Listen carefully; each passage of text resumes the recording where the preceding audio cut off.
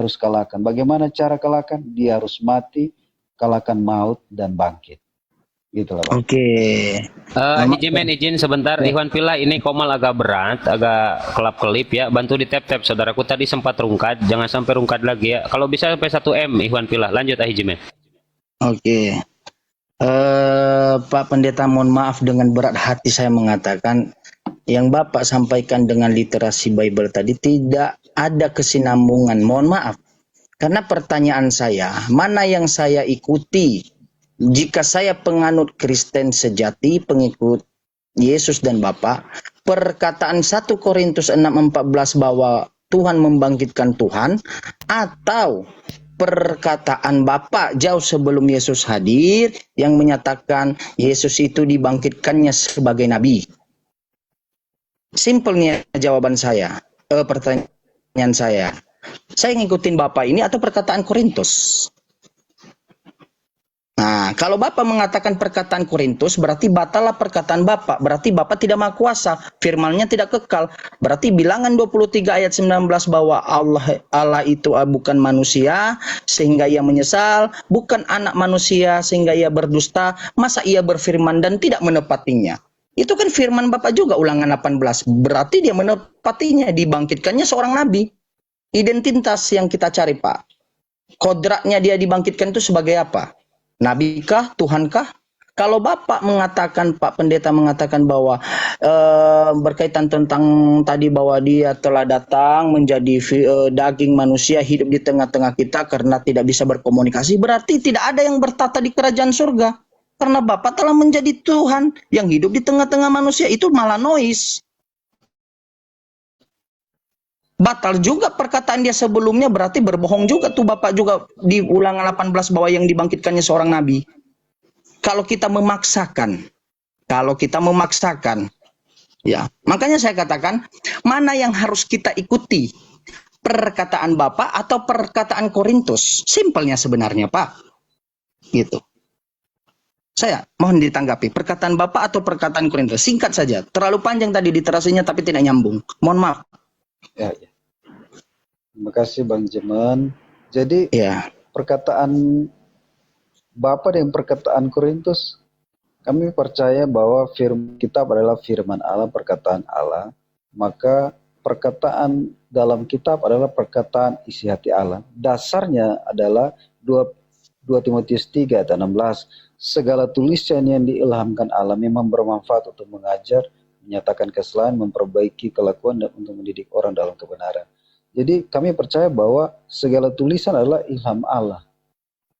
Yaitu walaupun kelihatannya ada di buku Korintus, tetapi itu ilham Allah, isi hati Allah. Jadi yang benar adalah isi hati, itu perkataan Allah, firman Allah. Ya, gitu. Oke. Pak Pendeta, saya ulang ya Pak Pendeta. Mana yang lebih tinggi derajatnya yang harus ditaati? Perkataan Bapak atau Korintus? Saya ulang ya, mana yang harus kita taati dan kita ikuti segala firman yang disampaikan? Oknum Bapak atau Korintus? Ya tadi saya sudah jelaskan Bang Jeman bahwa semua tulisan dalam Alkitab adalah ilham dari Allah. Ya. Oh tidak juga Pak. Jadi saya ulang ya. Kalau kita mengikuti bersama-sama berarti kan dua kalimat ini tapi tujuan maknanya itu berbeda. Perkataan Korintus, Tuhan membangkitkan Tuhan. Perkataan Bapak, dia membangkitkan seorang nabi. Tetapi satu yang dibangkitkan itu adalah Yesus. Mana yang harus kita ikuti? Itu maksudnya. Yang dibangkitkan dalam dua kalimat ini, baik pun dua oknum yang menyatakan ini adalah Yesus. Ya kan? Nah, kata Bapak, kubangkitkan seorang nabi. Siapa itu? Yesus. Kata Korintus, Allah membangkitkan seorang Tuhan, karena Bapak juga Tuhan. Berarti Tuhan membangkitkan Tuhan. Siapa juga Tuhan yang dibangkitkannya? Yesus. Pertanyaan paling simpel Pak, mana yang harus kita ikuti? Perkataan Bapak atau perkataan Korintus? Saya urai pelan-pelan ini Pak, bukan yang lain-lain dulu kita bahas. Kalau kita udah selesai di sini nanti baru kita lanjut. Kalau macet di sini ya nggak bisa kita lanjut lah. Harus jelas dulu di ini. Nah, begitu dia Pak Pendeta. Nah, lanjut Pak Pendeta. Terima kasih Bang Jeman. Ya. kami tetap percaya bahwa firman adalah perkataan Tuhan, gitu loh. Iya, Jadi, enggak, bukan itu. Maksudnya gini, ada dua option Pak Pendeta. Oke. Saya ngasih dua jawaban. Saya ngasih dua pilihan jawaban atau pilihan A, B, C, D. A, kita mengikuti perkataan Bapak. B, perkataan Korintus. Karena tidak mungkinlah perkataan Korintus dengan Bapak itu selevel kodratnya. Berarti nambah lagi tuh Tuhannya, selevelnya kodratnya. Tadi hanya 2, tiba-tiba nambah lagi Korintus. Nggak mungkin. Nah, makanya saya tanya. Karena perkataan gini, Allah adalah ilham Allah, jadi kita nggak bisa Oh, bantu. berarti oke, saya ikuti Pak Pendeta.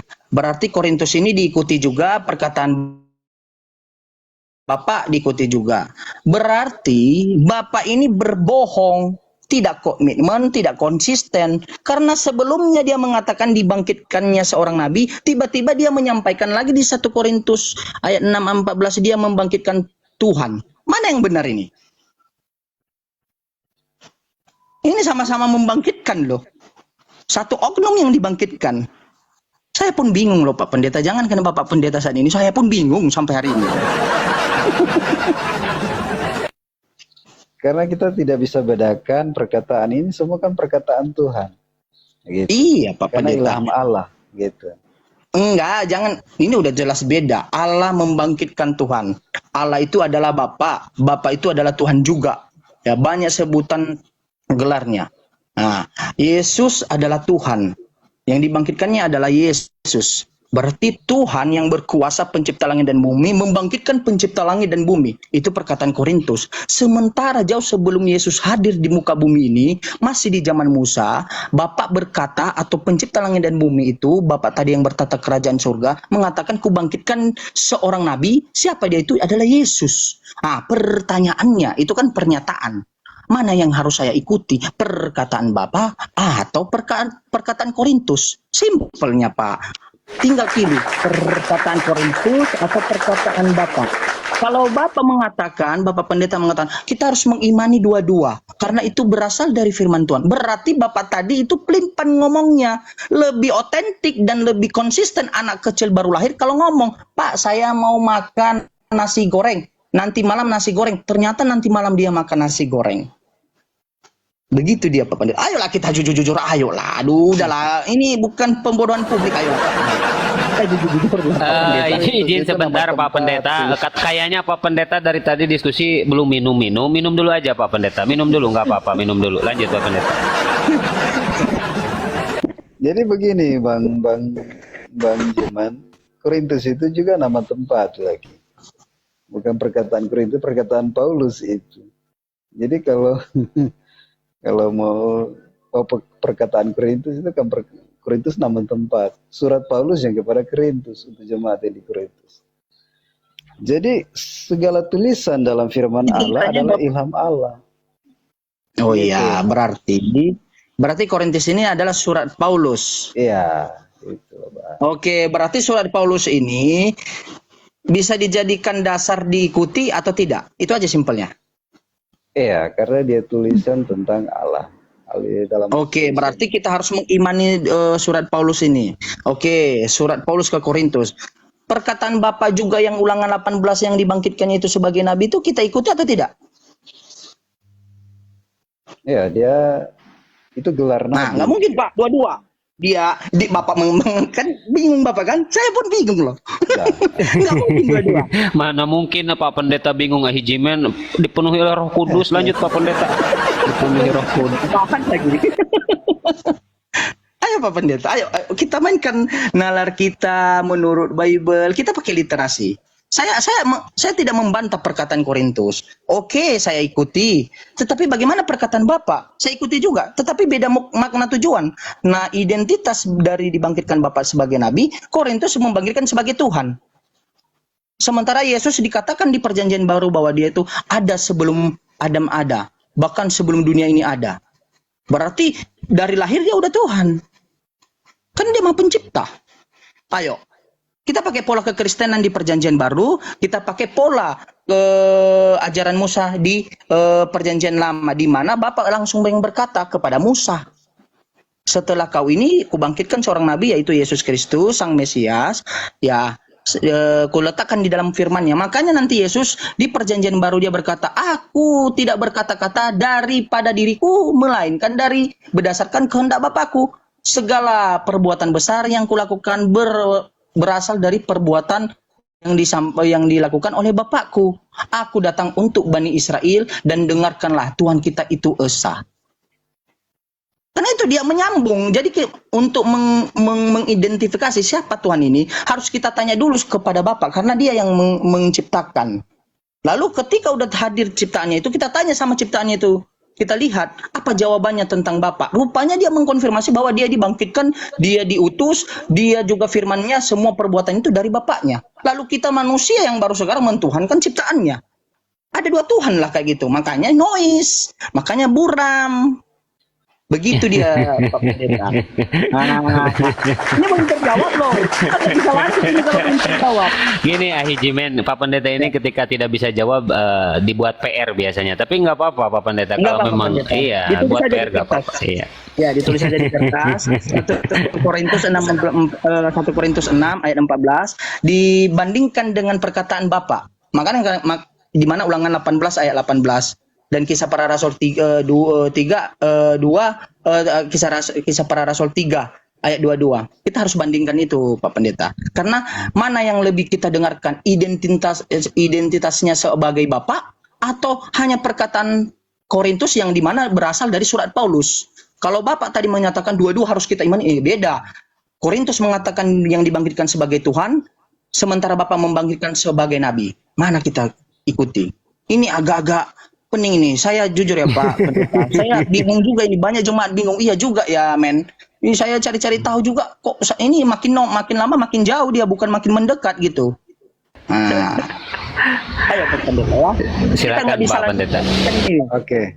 Terima kasih Bang. Pak Pendeta izin ini saya cek dulu Bunda Mila masih monitor Bun. Cek Bunda Mila. Barangkali udah di alam tidak sadar. Bunda. Oke. Terima kasih. Lanjut Pak Pendeta. Di bawah dulu ya Bunda Mila ya. Lanjut Pak Pendeta. Oke. Makasih Bang Jemen. Ya, untuk mengetahui siapa Tuhan, ya, Alkitab sini mengatakan bahwa dalam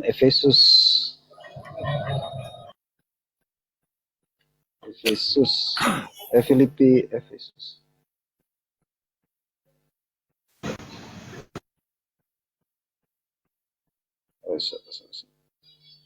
Oke. Untuk mengerti siapa Tuhan itu, minta maaf.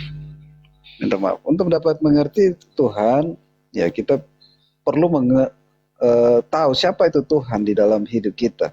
Ya, Alkitab katakan Dia telah mengasihi kita sebelum dunia dijadikan. Ya, Dia telah mengasihi kita. Makanya Yesus itu kita harus mengenal dari kasihnya, ya, artinya Yesus mengasihi kita, ya, bahkan Dia rela mati untuk kita. Untuk mengenal Dia kita perlu kenal kehidupannya, ya. Makanya bukan hanya Dia mau supaya kita tinggal di dalam kehidupannya, ya. Artinya bahwa Yesus sudah menjadi manusia, diam di antara kita dan terus mengenal kehidupannya. Ini tugas kita, karena keselamatan itu bisa hilang, ya, kalau kita tidak tinggal di dalam kehidupannya. Kita katakan kerjakanlah keselamatanmu dan takut dan gentar. Artinya keselamatan itu bisa hilang kalau kita tidak kuat di dalam Tuhan. Ya, Alkitab telah menyatakan bahwa Dia itu mengasihi kita. Di dalam Galatia 2:20, Allah, anak Allah yang telah mengasihi aku dan menyerahkan dirinya untuk aku. Ya ini. Karena Yesus itu Dia datang karena kasih kepada kita. Ya. Maka Dia meninggalkan kerajaannya, rupa menjadi manusia, menjadi hamba. Dia datang untuk melayani dan memberikan nyawanya bagi kita. Nah, salah satu dalam memberikan nyawanya ini supaya kita ditebus, kita ada perdamaian manusia dengan Bapa. Ya, jadi dikatakan dalam 1 Yohanes 1 ayat 7, darah Yesus anaknya itu menyucikan kita daripada segala dosa. Jadi darah Yesus lewat kasihnya taat sampai mati di kayu salib, darahnya itu menyucikan kita daripada segala dosa. Di dalam Dia kita memiliki penebusan, Kolose 1 ayat 14. Di dalam Dia kita memiliki penebusan, yaitu pengampunan dosa. Nah, makanya dikatakan Dialah juru selamat, keselamatan sudah datang bagi seluruh bangsa. Kira-kira begitu. Oke, Pak Pendeta.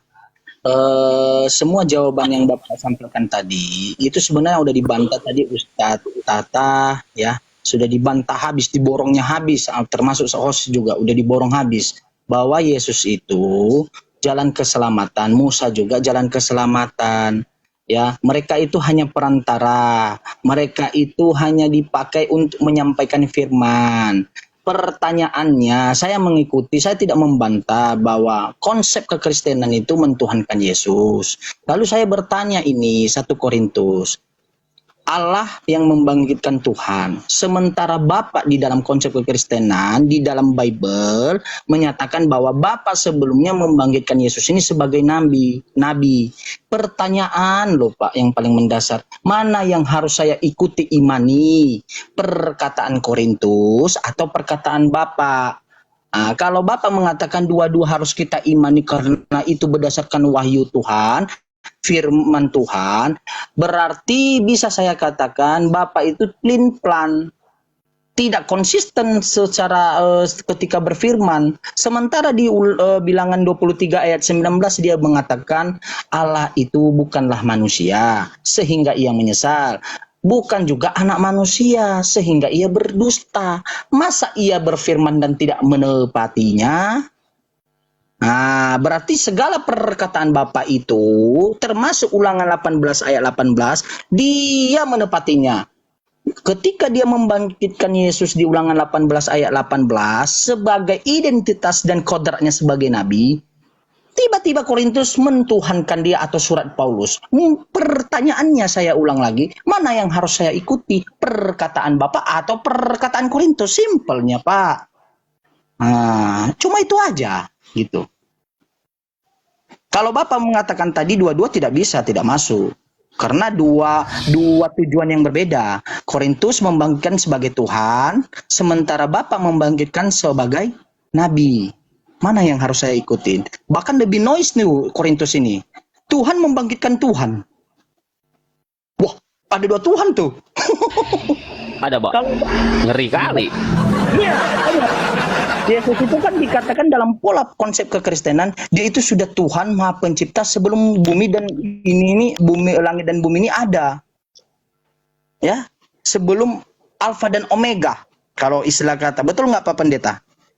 Alfa dan Omega. Iya, makanya saya katakan dia Tuhan, berarti dia membangkitkan Tuhan juga. Wah, ngeri tuh. Sementara Bapak sebelum Yesus oknum Yesus ini hadir di muka bumi masih di zaman Musa, dia mengatakan di akhir periode Musa, dia mengatakan, Musa, ku bangkitkan nabi di tengah-tengahmu, di antaramu, ku letakkan firman di mulutnya. Terbukti juga nabi itu berasal dari Bani Israel, makanya disebut dia Bapak Yahudi, ya.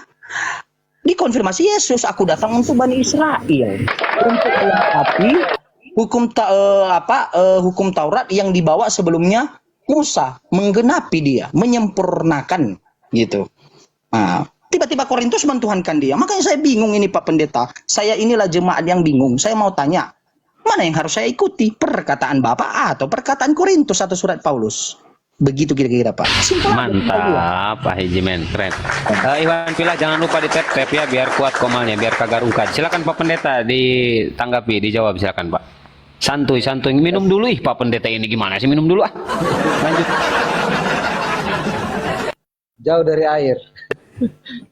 Lagi sambil ini AC-nya ditambah-tambah, AC-nya. Aduh, bawa enjoy sambil bercanda lah Pak Pendeta, jangan terlalu serius. Lanjut. Oke, makasih Bang Jeman. Jadi apa yang saya ulangi lagi, tetap pada artinya Alkitab katakan bahwa semua firman adalah ilham dari Allah, ya. Hati-hati pikiran Allah, hati Allah, sehingga mereka bisa menulis.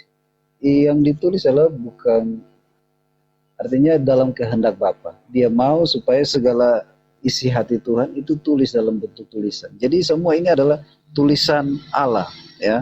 Nah, bagaimana kita dapat percaya? Ya, kita sebagai hamba Tuhan, kita harus percaya firman adalah Alkitab adalah firman Allah. Itu sebagai hamba Tuhan kita harus percaya bahwa Alkitab adalah firman Allah. Jadi segala tulisan walaupun ditulis oleh Korintus, tetap itu firman Allah. Ya. Oleh Paulus itulah firman Allah. Ya. Dan apa yang ditulis oleh Perjanjian Lama itulah firman Allah. Jadi tidak bisa dikatakan oh ini perkataan ini. Nah, semua nggak bisa ditiadakan ya Pak Pendeta. Nggak bisa. Berarti dua-dua dipakai semua kalau ditiadakan. Jangan ditiadakan, bahaya. Jangan hancur. Hancur dunia persilatan, Bang. Izin bentar. Assalamualaikum warahmatullahi wabarakatuh. Saya tadi dengar warahmatullahi wabarakatuh. ada ala-ala, saya ingat itu. Iya. Ala-la-la-long, ala-la-la-long itu. Kang Abu Hadid izin sebentar ya. Jadi ini head to head sama Hijimen, kelarkan dulu, nanti mungkin guru-guru yang lain bisa. Tapi saya cek dulu ini Mbak Natali monitor. Mbak Natali. Iya. Oke, lanjut. Hijimen. Lanjut Hijimen. Enggak, saya mau cek au doang sih, lanjut. Ah, iya betul. Tapi ini Benjamin ini jangan hilangkan. Waduh. Lanjut. Saya tidak menghilangkan. Iya, oke. Pak Pendeta, oke. Saya ikuti narasi Pak Pendeta, argumentasi Pak Pendeta, bahwa semua di dalam yang tertulis di dalam Bible itu adalah firman Tuhan. Mulai dari Perjanjian Lama sampai Perjanjian Baru hingga penutupan Perjanjian Baru lembarannya. Saya akui itu adalah firman Tuhan karena saya mengikuti perkataan Bapak Pendeta. Tetapi ada tapinya. Gitu.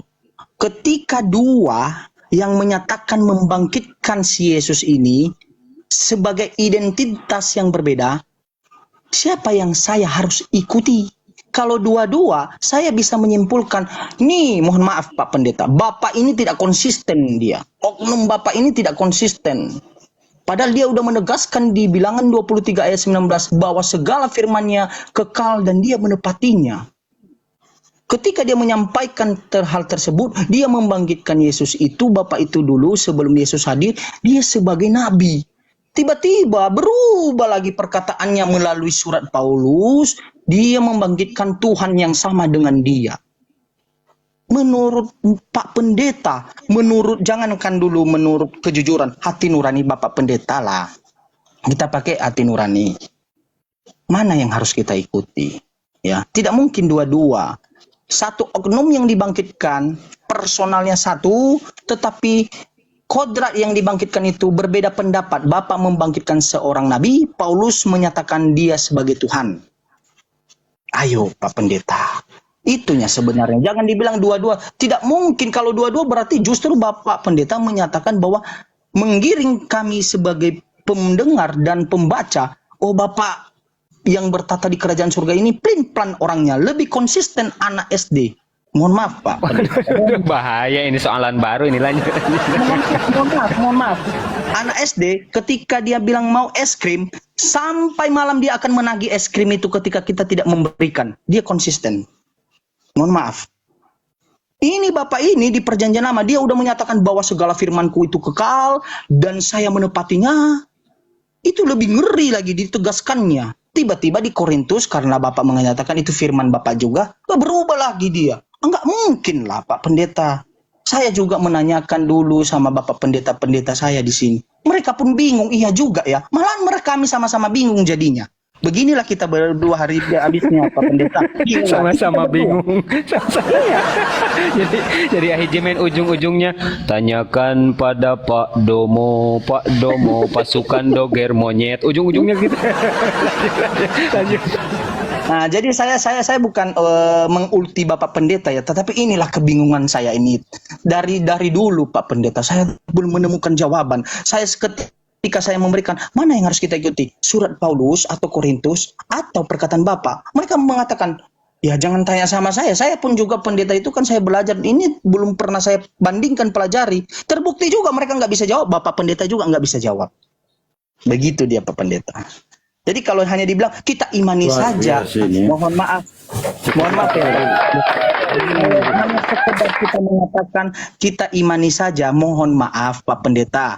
Kita imani bahwa Tuhan kita itu esa satu, ya. Tetapi yang tertulis tidak seperti itu, yang kita narasikan tidak seperti itu. Mohon maaf Pak Pendeta, banyak di luar sana penyembah setan yang menyatakan Tuhan mereka satu.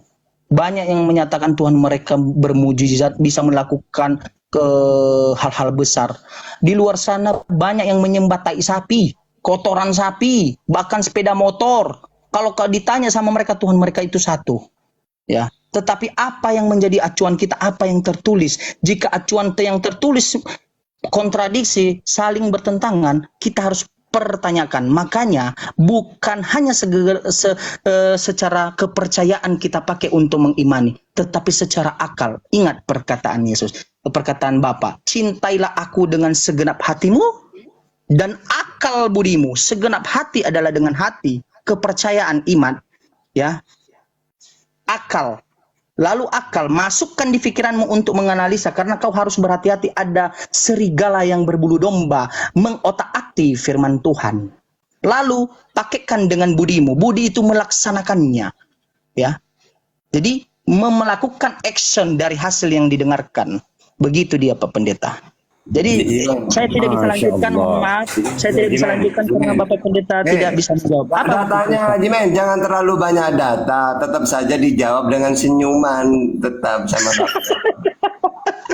Mohon maaf Bapak Pendeta. Mohon maaf. Ini menarik ini Ustaz Tata dengan Benjamin Pak Pendeta, ini menarik ini. Ini yang perlu kita cari tahu. Serigala itu siapa sih? Yang mengotak-atik firman Tuhan, itu yang perlu kita cari. Siapa sosok di belakangnya? Lanjut. Saya hanya tukang kompor. Silakan Pak Pendeta. Yohanes 5 ayat 37 dia bilang, Bapa yang mengutus aku, dialah yang bersaksi tentang aku. Kamu tidak pernah mendengar suaranya, rupanya pun kamu tidak pernah melihat. Nah ini, dan firman-Nya menetap dalam dirimu, sebab kamu tidak percaya kepada Dia yang diutusnya. Artinya bahwa mulai lurus Pak Pendeta ini, mulai lurus, lanjut. Bapa telah menyatakan kasih-Nya lewat anaknya yang tunggal, supaya yang percaya kepadanya tidak binasa. Untuk dapat mengerti firman ini, memang kita harus menerima. Ya, Alkitab katakan, dan firman-Nya tidak menetap dalam dirimu. Kamu tidak percaya Dia yang diutusnya. Kamu menyelidiki kitab-kitab suci. Dan kamu menyangka bahwa olehnya kamu mempunyai hidup yang kekal. Tetapi walaupun kitab-kitab itu memberi kesaksian tentang aku, namun kamu tidak mau datang kepadaku untuk memperoleh hidup itu. Artinya bahwa kalau kita mau mengerti akan Tuhan, kita perlu datang kepada Tuhan. Alkitab katakan, walaupun kita sudah selidiki firman Tuhan ini, tetapi kalau tidak mau datang kepadaku, kita tidak memperoleh hidup. Ini firman dalam Yohanes 5 ayat 3. Bapa sudah mengutus anak. Firman-Nya itu. Sudah ada tanda-tanda ini Pak Pendeta ini ya, mulai tercerahkan. Iya benar, mulai lurus. Sudah boleh dibimbing, silakan.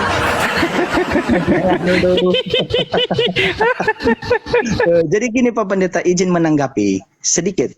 Saya setuju dengan perkataan Bapak Pendeta bahwa Bapak mengutus aku dan Bapak bersaksi tentang aku. Itu perkataan Yesus kan Pak Pendeta? Betul atau tidak? Ya oke, betul. Mari kita lihat apa kesaksian Bapak tentang dia. Kubangkitkan seorang nabi.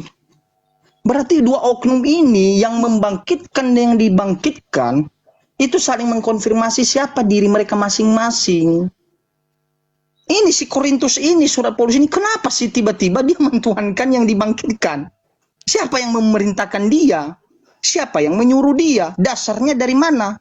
Kalau dia membantah perkataan Bapa, berarti dia menentang segala apa kekuasaan Bapa. Karena Bapa bersaksi tentang dirinya ketika Yesus menyatakan, Bapalah yang bersaksi tentang diriku, dan Bapa menjawab, kubangkitkan dirinya itu sebagai nabi, bukan sebagai Tuhan. Bahkan ditambahkan Sang Mesias. Bapak tahu apa itu Sang Mesias? Sang Mesias hanya dikodratkan kepada utusan, perantara, manusia yang suci. Dan levelnya tidak bisa diberikan kepada level malaikat, apalagi pencipta. Tetapi hanya level manusia. Prophet. Gitu. Jadi, saya hanya menambahkan itu. Dan pertanyaan saya, Pak Pendeta, itu tugas Bapak Pendeta lah. Nanti suatu saat, kalau ketemu kita offline, harus Bapak Pendeta saya tagih tuh. Siapa yang harus kita dengarkan? Dari 1 Korintus dengan Ulangan 18 ayat 18. Perkataan Bapak atau perkataan Korintus? Karena Bapak Pendeta menyatakan dua-dua kita imani. Justru itu tidak masuk, noise. Gitu. Terima kasih Pak Pendeta. Saya juga ada pekerjaan. Saya harus lanjutkan perjalanan. Mohon izin, Bos, Ustadz Tata. Siap, Pak Haji Men. Dan Masya semuanya. Allah. Assalamualaikum warahmatullahi wabarakatuh. Waalaikumsalam warahmatullahi wabarakatuh. Tapi sebelum ke Pak Pendeta ya, ini ada mu'alaf satu lagi, Ahi Bayu. Barangkali Ahi Bayu ingin sedikit menanggapi, silahkan Ahi. Baik, ya Pak Ustaz. Terima kasih. Ya, terkait mengenai membicarakan ketuhanan lagi ya. Di Korintus tadi yang dibawakan oleh saudara Jimen tadi, jika kita untuk sandingkan di Keluaran 33 nomor 20, itu sangat bertentangan juga Pak. Coba dibaca Keluaran 33 nomor 20. Bahwa Tuhan tidak akan pernah memperlihatkan wajahnya dan tidak ada seorang pun yang sanggup untuk melihatnya. Tuh. Tapi di Korintus tadi dikatakan Allah membangkitkan Tuhan. Gitu Pak. Jadi kalau Yesus ini Tuhan, berarti Tuhan itu melanggar kodratnya sebagai Tuhan dan melanggar perkataannya sendiri itu Pak. Apakah mungkin Tuhan melanggar perkataannya sendiri? Sementara dia telah mengatakan, aku tidak akan memperlihatkan wajahku. Aku tidak akan pernah memperlihatkan wajahku. Dan tidak akan ada orang yang sanggup untuk melihat wajahku. Begitu Pak Pendeta. Iya, jadi memang aneh ya Ahi Bayu. Di perjanjian lama, manusia yang melihat Tuhan, manusianya yang mati. Perjanjian baru, manusia melihat Tuhan, Tuhan yang mati, saudara. Lanjut, Pak Pendeta.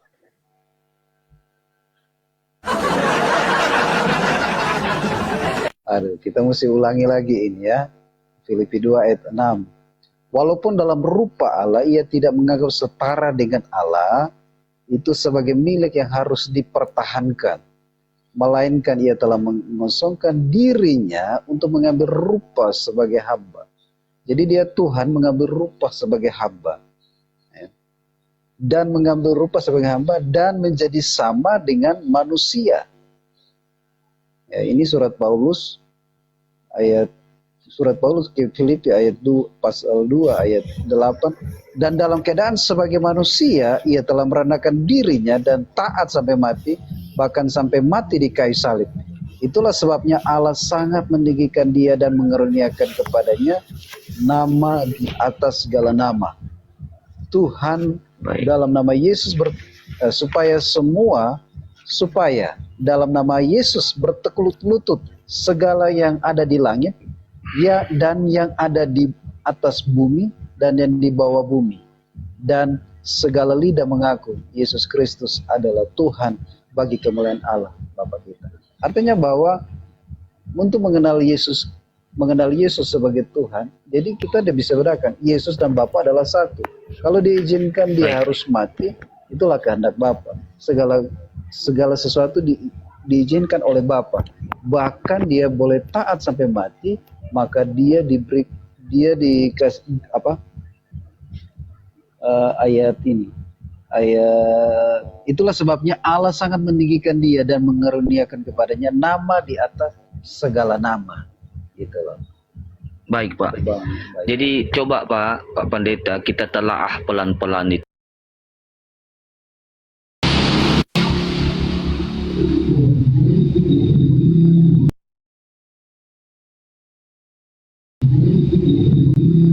mengosongkan diri, Pak, berarti Tuhan telah melepas segala kekuasaannya dan di surga itu sudah tidak ada Tuhan. Karena kenapa di ayat itu? Karena Tuhan telah mengosongkan dirinya mengambil rupa seorang hamba. Betul?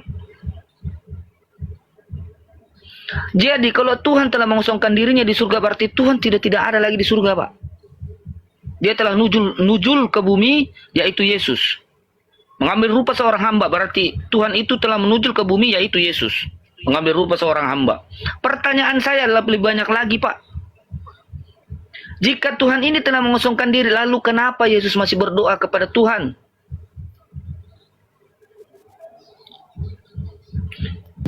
Iya, silakan Pak Pendeta. Izin Ikhwan Pilah, saya benar terpental lagi, goyangkan, Komal goyangkan. Iya, bantu tap saudara, tap saudara. Lanjut Pak Pendeta.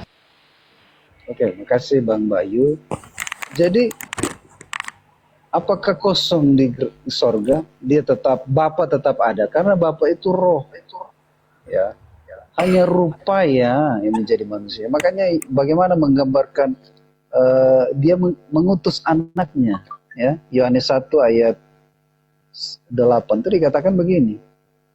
18. Tidak seorang pun pernah melihat Allah, tetapi anak tunggal Allah yang ada di pangkuan Bapa, dialah yang akan menyatakan. Dia yang menyatakan, yang nyata bagi murid-murid dan seluruh pengikutnya. Itu. Jadi apakah di surga kosong? Dia tetap mengajar kepada murid-murid berdoa, ajar mereka berdoa, panggil dia Bapa, gitu. Artinya bahwa Tuhan ini maka maha kuasa. Walaupun kelihatannya akal sehat, nggak mungkin pakai akal. Surga, Bapa kok ada di sana? Dia maha kuasa, dia ada di mana saja bisa. Ya, kita tidak bisa gitu loh, Pak. Baik Pak Pendeta, karena Bapak telah membawakan ayat itu, makanya kita telah baik-baik. Karena tertulis di sana, dia telah mengosongkan diri. Yang namanya mengosongkan diri itu kosong, Pak, tidak ada. Mengambil rupa seorang hamba. Mengambil rupa seorang hamba berarti Tuhan mengosongkan dirinya, mengambil rupa seorang hamba yaitu Yesus. Berarti di atas takhta Tuhan itu sudah tidak ada, Pak. Karena dia telah mengosongkan dirinya mengambil rupa seorang hamba, yaitu Yesus yang Anda jadikan Tuhan. Tetapi kalau Tuhan itu telah mengosongkan dirinya di atas takhtanya, mengambil rupa seorang hamba yaitu Yesus, nah lantas kenapa Yesus masih berdoa? Di Ibrani 5 juga nomor 7, dia berdoa. Berdoa kepada siapa? Kepada dia yang sanggup menyelamatkannya dari maut. Maut itu apa? Kematian, Pak. Lalu kenapa? Kenapa Yesus masih berdoa? Kalau Tuhan itu telah mengosongkan diri, mengambil rupa seorang hamba, yaitu Yesus. Tuhan yang mana lagi, Pak? Ini rancau, Pak, pikiran kita ini, Pak. Kalau kita telah lebih rancau, Pak. Karena kenapa? Markus mengatakan ke kiri, Lukas mengatakan ke kanan, datang Paulus mengatakan jungkir balik. Ini pusing kita. Coba Bapak sendiri aja pusing. Berat ini, mualaf cerdas-cerdas ini Pak Pendeta. Berat ini. Aduh. Astagfirullah, lanjut. Coba kita telah baik-baik. Apa enggak buram kita di pikiran? Iya kan?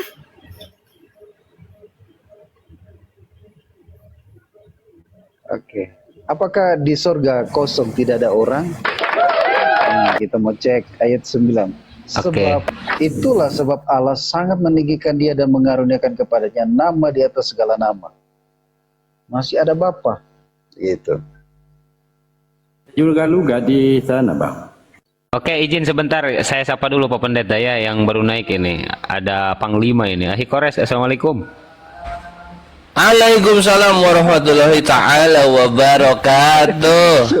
Aduh, suaranya ngeri. Bu Netral, selamat sore Bu Netral.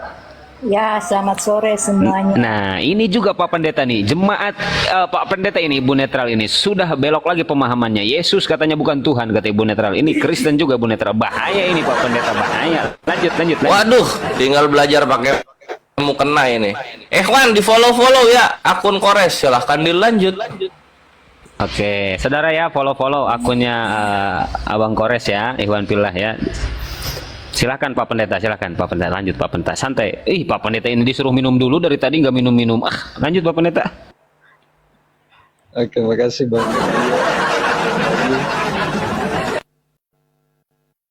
Sudah bingung lagi.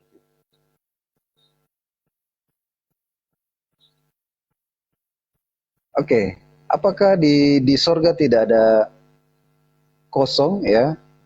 Tentu tidaklah ya, karena kita tidak bisa menggambarkan Tuhan itu seperti pikiran kita. Ya. Terus kalau Tuhan sudah di bumi, siapa di sorga? Tidak bisa. Tuhan Allah Maha Kuasa, berarti dia tetap dia berkuasa. Dia hanya mengutus anaknya, ya. Makanya lewat firman, dia mengutus firman-Nya ke bumi, ya. Anaknya. Makanya dia tetap berdoa kepada Bapa, ya gitu. Terus semua surga sudah ada di bumi, terus berarti kosong dong. Siapa yang pimpin di sana? Tetap ada Tuhan di sana, ya. Cuma pikiran kita yang perlu ada mengkecilkan kuasa Tuhan. Jangan sampai seperti itu, ya, karena Tuhan tetap berkuasa. Dia tetap mengajar murid-muridnya untuk berdoa kepada Bapa. Ada Bapa karena dia sebagai manusia. Oke. Tapi kami Kristen bukan Pak mentuhan, Pendeta, tetap saya sanggah Pak sedikit Pak. Kalau kita berpegangan ke di Filipi 2 nomor 7 ini Pak, sudah tidak ada berbicara anak. Sudah tidak ada berbicara firman. Semua yang ada di Yohanes itu Lukas semuanya gugur Pak. Kalau kita membicarakan Filipi 2 nomor 7. Sudah tidak ada firman yang telah menjadi manusia. Tidak. Karena kenapa? Tuhan yang langsung nuju loh, mengambil rupa seorang hamba. Coba kita telah ini. Melainkan telah mengosongkan dirinya. Bukan firmannya. Dirinya loh Pak Pendeta. Coba kita telah ini jungkir balik kita ini surat Paulus ini. Berat ini. Coba kita telah pelan-pelan ini. Kalau nggak jungkir balik ini pemikiran kita. Di Yohanes 1 nomor 1 Pak, firman telah pada mulanya adalah firman. Firman itu bersama dengan Allah dan firman itu adalah Allah. Dan di Yohanes nomor 1 sampai nomor 14 itu firman telah menjadi manusia. Coba disandingkan dengan Filipi 2 nomor 7 ini. Melainkan telah mengosongkan dirinya dan mengambil rupa seorang hamba. Dirinya loh. Yohanes 1 nomor 1 firmannya. Di Filipi 2 nomor 7 dirinya. Ini kan apa ini? Apa agak gila kita ini Pak Pendeta? Coba. Astagfirullah. Izin Pak Pendeta sebelum menanggapi ya Ikhwan Fillah, sekali lagi tolong dibantu ini akun Hikores ya, akun baru ini karena kena tombak terus. Saya besarkan dulu ya. Silahkan Ikhwan Fillah masa sih 1,1 yang follow cuman sedikit ya. Dibantu follow Ikhwan Fillah. Dan untuk Pak Dalbo instruksi di bawah sediakan AC para jemaat kepanasan Pak Dalbo. Bahaya ini bahaya. Silahkan Pak Pendeta silahkan. Pak Pendeta itu kepalanya tenggelam, ke bawahin lagi, mantap. udah lelah pegangin. Makasih Bang Bayu ya. Artinya bahwa Allah menunjukkan kuasanya, merendahkan diri sama seperti manusia ya. Artinya bahwa Tuhan yang punya kuasa saja belajar untuk bukan belajar ya, tetap merendahkan diri. Karena apa? Karena dia begitu mengasihi kita. Ya. Karena Bapa mau nyatakan kasihnya bagi kita. Yohanes 3 tahun, karena begitu besar kasih Allah akan dunia ini, sehingga ia mengaruniakan anaknya yang tunggal, supaya semua yang percaya kepadanya tidak binasa. Artinya bahwa dia menturun ke bumi, tinggalkan kerajaannya, ya. Tinggalkan taktanya, tinggalkan kuasanya. Dia mau jadi manusia. Ya, karena dia mau selamatkan manusia. Karena manusia tidak bisa keluar dari dosa tanpa penebusan, tanpa penghapus dosa. Apalagi manusia untuk masuk dalam kerajaan Allah.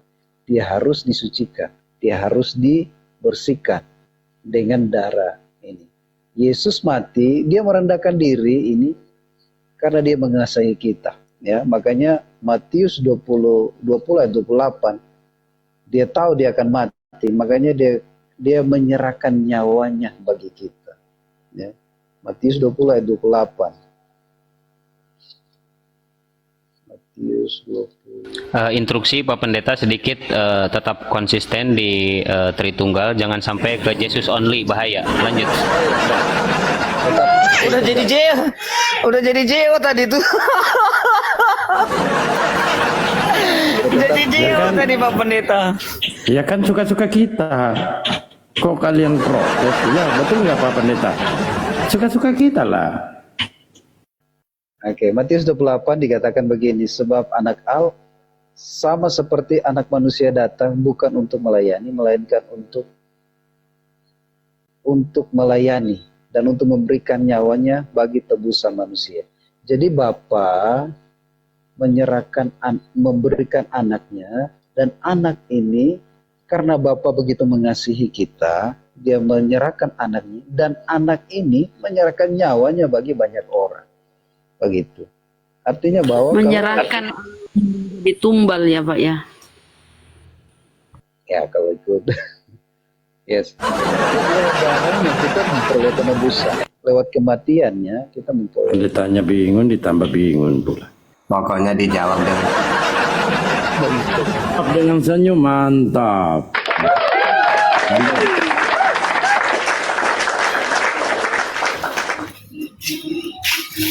Bagaimana? Ada yang mau ambil alih atau masih saya? Lanjut aja. Bentar, nanti oke, Ahi Bayu gini, kalau ingin menanggapi ini kasih waktu dulu Bu Netral dari kekristenan. Cuman begitulah Pak Pendeta, Bu Netral ini jemaat yang tidak sesuai dengan pendetanya. Ini Bu Netral malah memposisikan Yesus utusan, tidak memposisikan Yesus Tuhan, padahal dia Kristen. Bahaya ini, bahaya. Oh kagak bahaya, kejujuran. Orang jujur bikin bahaya. Aneh-aneh aja. Orang jujur. Berarti pendeta gak jujur. Berarti pendeta gak jujur. Ayo. Enggak, beliau jujur juga berdasarkan Bible. Cuman dia campur adukan dengan catatan Paulus.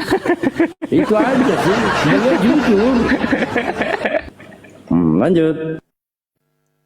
Silahkan Pak Pendeta. Kalau sudah selesai nanti saya suruh menanggapi dulu Bu Netral ya. Silahkan Pak Pendeta. Selesaikan dulu, silakan.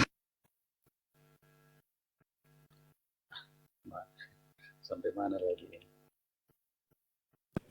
Suaranya nggak ada Pak Pendeta, suaranya. Silakan. Oke. Ya, Matius 28 dikatakan bahwa begini. Sama seperti anak manusia datang bukan untuk dilayani, melainkan untuk melayani dan untuk memberikan nyawanya bagi tebusan bagi banyak orang. Jadi kita mau mengenal Tuhan, ya, itu harus mengenal tujuannya, yaitu yang pertama karena kasihnya, kasih Bapa memberikan anaknya yang tunggal supaya semua orang yang percaya tidak binasa melainkan beroleh hidup. Artinya bahwa Bapa tetap konsisten dengan cintanya kepada kita, kasihnya kepada kita. Karena dosa itu akan melahirkan maut kepada kebinasaan, dan kebinasaan itu mati kekal. Namanya tergenapilah di dalam Wahyu 20 ayat 13 dikatakan bahwa mereka yang di dalam maut itu dihakimi, artinya mereka akan masuk dalam penghakiman terakhir. Wahyu 20 ayat 13 dikatakan, maka laut akan menyerahkan orang yang mati yang ada di dalamnya, dan maut dan kerajaan maut menyerahkan orang-orang yang mati yang ada di dalamnya, dan mereka akan dihakimi masing-masing menurut perbuatannya. Menurut perbuatannya. Artinya bahwa setelah kematian tidak ada pertobatan. Tidak ada pertobatan lagi. Masih hidup masih ada pertobatan, tetapi setelah kematian tidak ada. Dan mereka akan dihakimi lewat perbuatan menurut perbuatan hidup mereka. Lalu maut dan kerajaan mati itu dilemparkanlah mereka ke dalam lautan api. Itulah kematian yang kedua dalam lautan api itu. Guntur pakai koresian batu. Sekali lagi Ikhwan Fillah ya, ini satu K ya. Ini Ya. akunnya Ahi Kores, Perah Oh, gitu? Istar. Oh, gua di mute Oh, iya, lu. siap. Uy. Nah, Perah Istar ayo di follow Ikhwan Fillah yang belum follow ya, yang sudah follow terima kasih saudara. Saya cek dulu nih Mbak Natali monitor, Mbak. Monitor. Oke, Ada yang mau Mbak. naik kan? Enggak, bukan. Saya mau sholat asar. Titip dulu bentar ya. Au. Ya, Oh lanjut. iya, lanjut. lanjut. Bang Bayu juga monitor loh. Lanjut. Lanjut, Jadi Pak Pendeta. kita tinggalkan ini pilih P2 nomor 7 Pak Pendeta, atau bagaimana, atau masih tetap di sini, atau kita ngalir aja? Pak Pendeta bawa kita kemana-mana loh diskusinya ini. Saya ikut aja, kita ngikut aja. Oke. Belum ada sanggahannya dari Bayu di Belivi. Coba sekali-kali bawa di Kisah Para Rasul 14, 12, 11. Jadi Pak Pendeta, kalau kita berbicara di Filipi 2 itu tadi nomor 7, sudah tidak ada anak, Pak. Gugur semua itu. Gugur yang ada di Yohanes, gugur yang ada di Lukas. Gugur pula itu Roh Kudus. Yuk. Karena kan gugur semuanya. Karena kan ya Kalau konsep itu di Filipi 2 nomor 6 sampai 7, 8 itu konsep pagan. Bawa aja di Kisah Para Rasul 14, 11. Lanjut. ya. Jadi Pak, ini Pak ya. Karena di Filipi 2 ini Pak, tidak ada di sana dikatakan masalah Roh Kudus. Tidak ada dibicarakan mengenai anak. Karena kenapa? Diri Tuhan itu loh, dirinya sendiri yang dia kosongkan, mengambil rupa seorang hamba. Mengambil rupa seorang hamba itu Pak, yang itu adalah Yesus, yang Anda jadikan Tuhan, berarti Tuhan sudah tidak ada di surga. Tidak ada pula anak, tidak ada pula Roh Kudus. Begitu loh Pak. Makanya ada apa dengan tulisan Paulus ini Pak Pendeta? Kenapa kita disuruh jungkir balik? Jungkir balik kita Pak Pendeta. Kalau nggak ngumpet ini otak. Coba. Melainkan telah mengosongkan dirinya sendiri dan mengambil rupa seorang hamba dan menjadi sama dengan manusia. Dan dalam keadaan sebagai manusia, ia telah merendahkan dirinya dan taat sampai mati, bahkan sampai mati di kayu salib. Diri Tuhan loh, tidak ada Roh Kudus, tidak ada anak. Itu yang dikatakan anak Yesus adalah anak gugur. Gugur Pak. Karena kenapa? Karena diri Tuhan yang langsung nujul ke bumi mengambil rupa seorang hamba, yaitu Yesus. Gugur. Jadi kita mau kemana ini Pak? Ada dua pengajaran di dalam Bible. Ada dua pengajaran di dalam Bible. Coba Anda telaah. Di Yohanes itu adalah firman.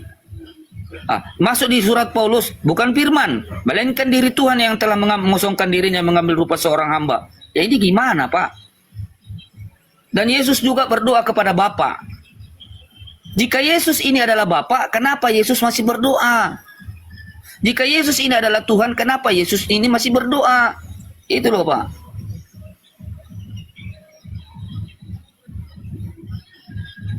Oke. Asyhadu. Bang Bayu, Pak Pendetanya udah mau nangis loh.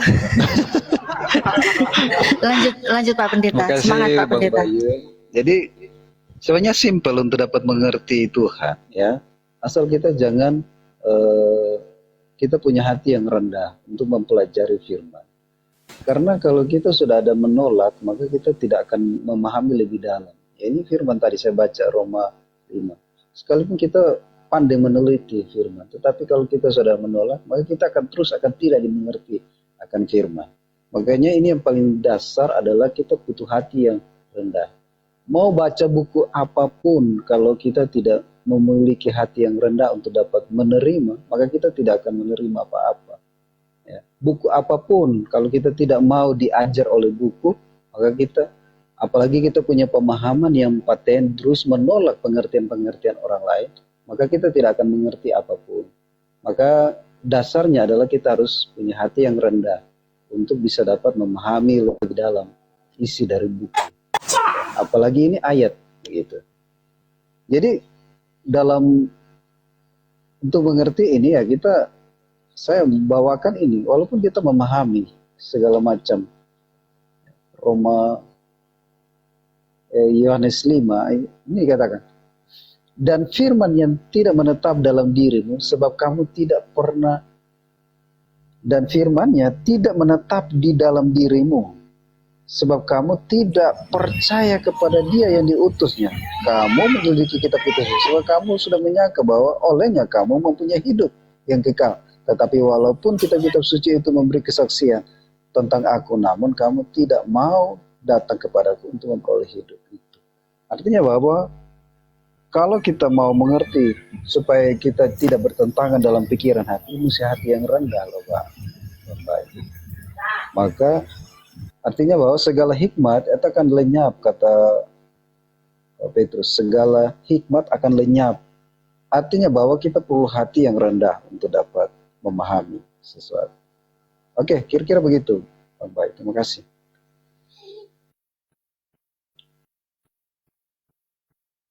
Oke, baik Pak. Terima kasih Pak Pendeta.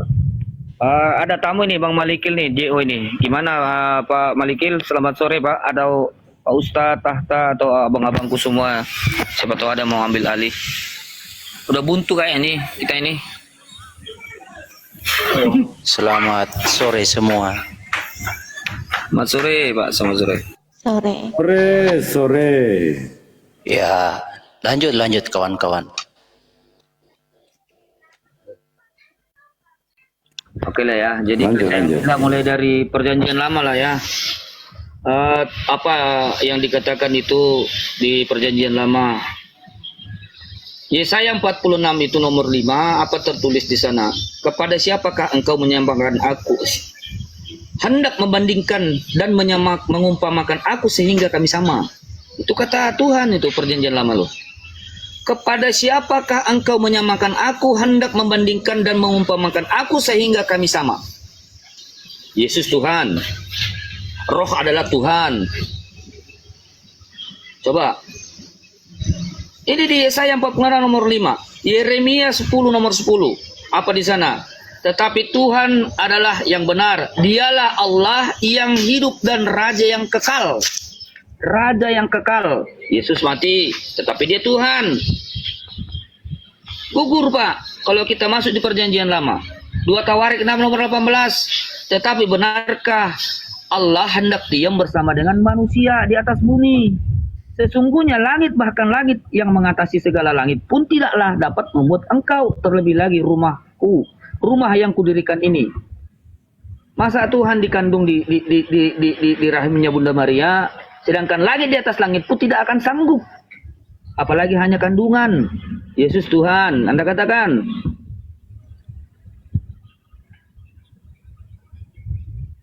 Lantas bagaimana kita ini untuk bertuhan Pak di dalam kekristenan ini coba?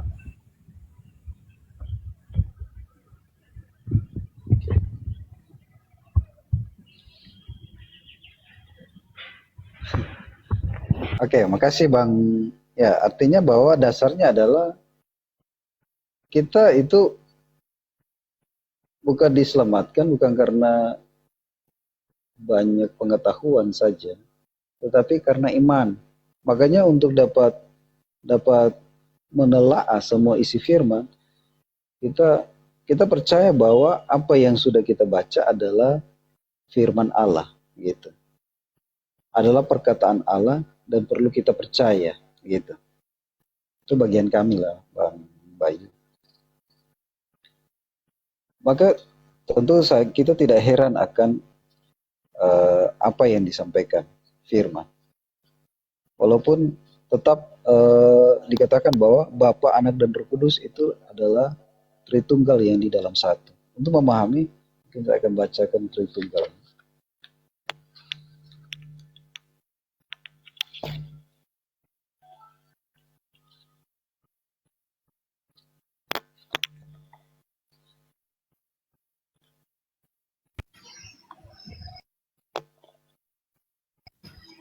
Itu aja Pak penjelasannya. Yohanes 14 ayat 6 juga di 14 ayat 6, 16, Yohanes 14 ayat 16 dikatakan. Kalau kita tahu bahwa Yohanes 14 ayat 16.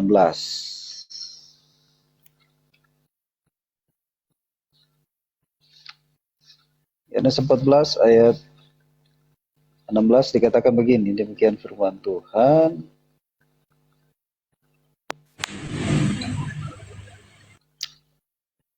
Aku akan memerintah kepada Bapa dan ia akan memberikan kepadamu seorang penolong yang lain supaya ia menyertai kamu selama-lamanya. Jadi Bapa, Anak dan Roh Kudus adalah satu, ya. Jadi Tuhan itu akan menyertai kita lewat rohnya, ya. Dikatakan, aku akan meminta kepada Bapa, Yesus ini minta kepada Bapa, ia akan memberikan kepadamu seorang penolong. Oke, stop dulu Pak. Saya tahan dulu. Coba dibaca ulang seorang. Itu di sana ada kata seorang kan? Ya. Oke, kata seorang itu Pak disematkan kepada siapa itu? Kepada apa itu seorang? Pribadi Allah, Roh Kudus. Tuh, masa bahwa seorang itu disematkan kepada pribadi Allah? Kata di ilmu dari mana itu Pak Pendeta? Ini artinya bahwa ini pesan Tuhan akan Roh Kudus sebagai penghibur. Ini kan Yesus menjadikan penghibur. Oke, kenapa disematkan ada kata seorang kalau itu roh?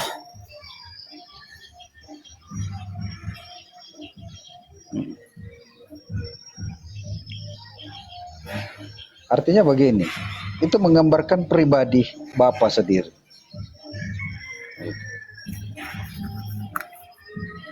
Pak Pendeta, di dalam kata berbahasa itu, jika ada kata-kata mengatakan seorang, itu berarti disematkan kepada manusia ciptaan Tuhan.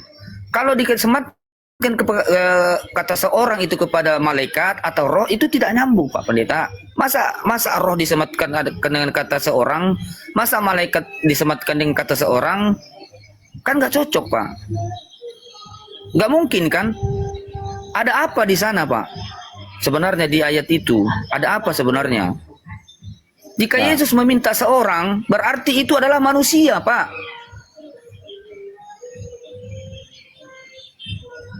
Iya. Ini lebih jelas di ayat 17. Bagaimana roh itu, roh yaitu roh kebenaran, dunia tidak dapat menerima dia. Itu roh kebenaran. Roh Allah itu. Dunia tidak, karena dia tidak berbentuk orang, tapi roh. Dunia tidak dapat menerima, sebab dunia tidak melihat dia dan tidak mengenal dia. Tapi kamu mengenal dia sebab ia menyertai kamu dan akan diam di dalam kamu. Dia roh yang tinggal di dalam kita. Itulah.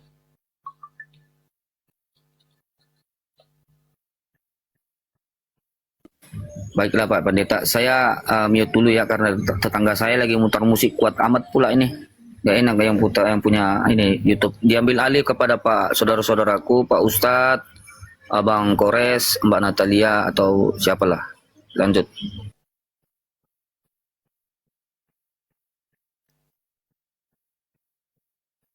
Oke. Gimana ini? Yang mau lanjut siapa ini?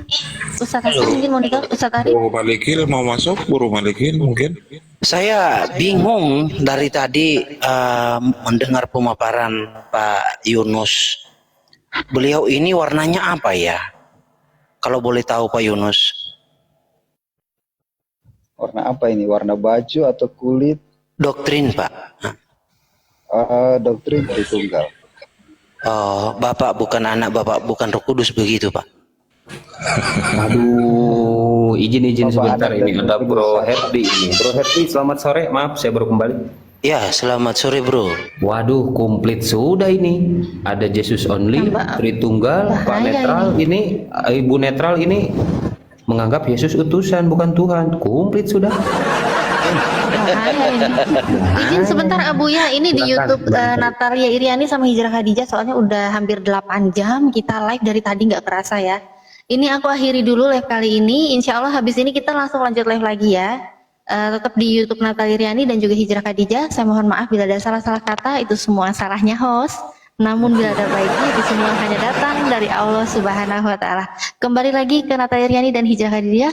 Jangan menolak kebenaran, memulai dengan buka hati. Assalamualaikum warahmatullahi wabarakatuh. Waalaikumsalam. Bahaya padahal bokik, kik. Lanjut Bro Herdi, lanjut Bro. Lanjut. Iya. Tapi ingat Bro Herdi, Anda jemaat loh, ini pendeta. Janganlah membantah Pak Pendeta. Silakan Bro. Oh, pendeta ya. Oke, salam hormat Pak Pendeta. Saya to the point aja Pak. Di dalam kekristenan itu banyak sekali pengajaran-pengajaran yang tidak biblikal. Yang selama ini yang saya sering kejar-kejar ya, yaitu salah satunya adalah Tritunggal, Triteos, Trinitarian, ajaran tari-tarian lah, yang ketika dikonfirmasi Tuhannya Piro, yang menari-nari di 1, 3, 1, 3, 1, seperti itu Pak kira-kira. Saya sih berharap Bapak itu bisa konsisten ya sebagai seorang pendeta yang memberikan edukasi yang sesuai dengan maksud firman Tuhan. Bahwa Tuhan Yesus itu adalah satu-satunya atau salah satunya, itu nanti kita bisa dengar dari pengakuan Bapak. Tritunggal yang Bapak pahami itu seperti apa? Apakah Yesus Kristus itu satu-satunya atau salah satunya Pak? Oh, Yesus Kristus. Ya, Yesus Kristus adalah Tuhan. Satu-satunya atau salah satunya? Satu-satunya juru selamat. Satu-satunya Tuhan? Atau salah satunya dari Tuhan? Dari beberapa Tuhan, Pak? Oke. Kalau saya percaya Yesus, Bapa, Anak, dan Roh Kudus adalah satu, berarti tiganya satu Tuhan. Gitu loh. Oh, jadi Bapak mengimani Yesus itu adalah Bapa itu dan Roh Kudus itu? Ya, ya. Karena di dalam Matius 28 sebab baptislah mereka dalam nama Bapa, Anak, dan Roh Kudus. Saya tahu kalau Jesus only ini tidak percaya akan Bapa dan Anak. Sebenarnya konsep kita gini loh. Gini. Ketuhanan itu sebenarnya tidak perlu dibahas karena dia memang sudah Tuhan. Terus kalau dia bahas, terus dia jadi apa? Ya tidak bisa. Ketuhanan itu sudah final. Okay. Contoh Tuhan di atas, terus manusia cuma ciptaan, apa yang dia harus mau sampaikan? Dia hanya butuh percaya kepada Tuhan lah, itu tuh. Oke.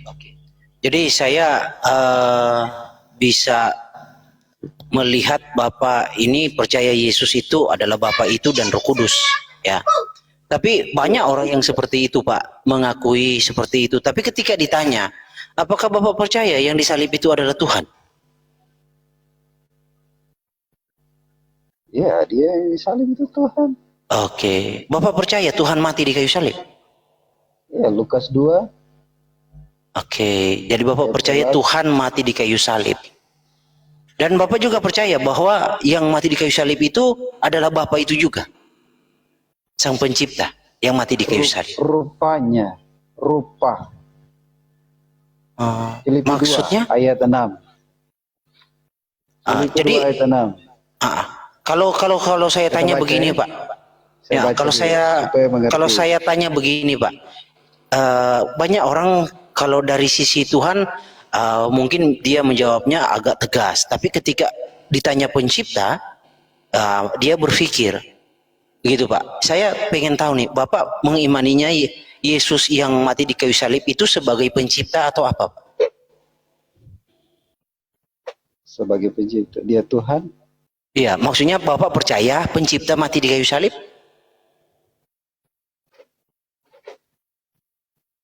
Iya, dia Tuhan, dia menciptakan segala sesuatu. Oh iya.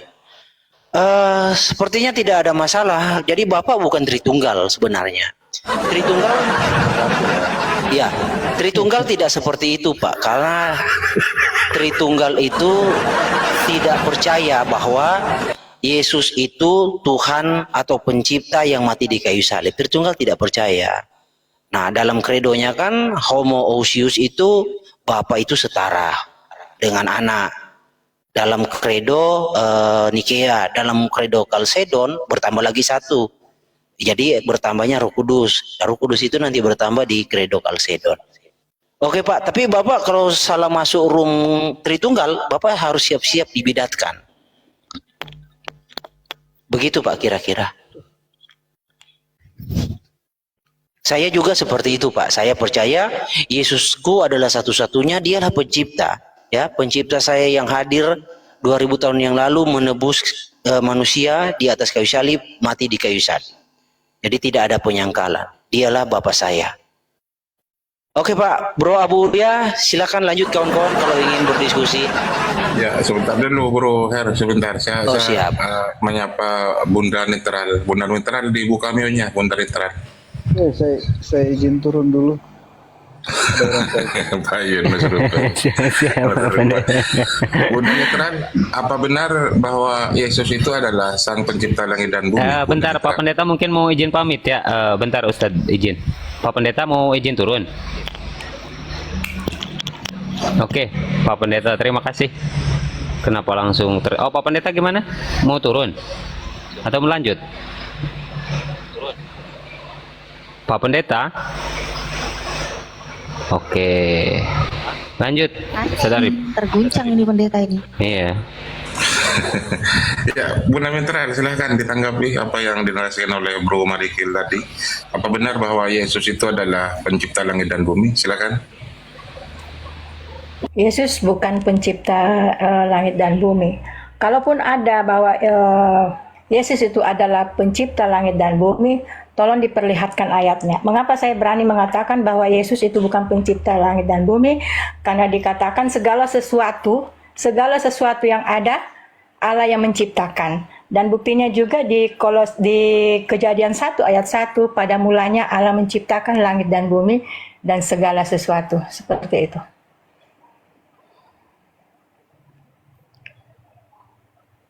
Lanjut. Pak Host, kawan-kawan, saya sudah bernasar tidak akan diskusi soal begini dengan perempuan. Karena kawan-kawan kan tahu, kadang intonasi saya itu tegas, nanti takutnya tersinggung kan perempuan. Makhluk terkuat di bumi kalau tersinggung bahaya kitanya. Enggak. Iya, tergantung Bu Netral sih, tergantung Bu Netralnya, Bro. Tapi sedikit aja ya, di dalam Kejadian. Bentar, saya sapa dulu Daeng nih. Daeng Handi, Assalamualaikum Daeng. Waalaikumsalam. Gak apa-apa Her, hajar aja Her, nggak ada masalah. Gue yang pendukung lu, tenang aja masalah itu. Gue yang saksi, gue bela lu Her. Terusin. Bisa aja. Jadi di dalam Kejadian 1, orang itu salah memahaminya karena tidak dinampakkan terjemahannya dengan jujur.